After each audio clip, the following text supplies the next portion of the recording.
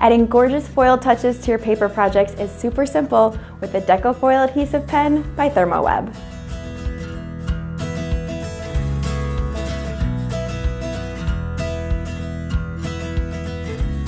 The Deco Foil Adhesive Pen comes with 0.34 fluid ounces of permanent and acid-free adhesive. It also includes an extra chisel tip for writing. The adhesive pen was designed to work specifically with Deco Foil Transfer Sheets, which come in a wide range of colors and designs. To use the pen, press down on the tip, holding it in for 30 seconds or until the adhesive starts to flow. Using light pressure, begin writing to create your design. Allow the adhesive to dry for at least 30 seconds.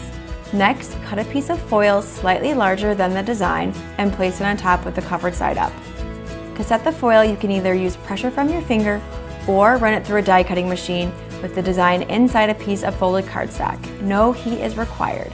Finally, peel back the foil transfer sheet to reveal your foiled design.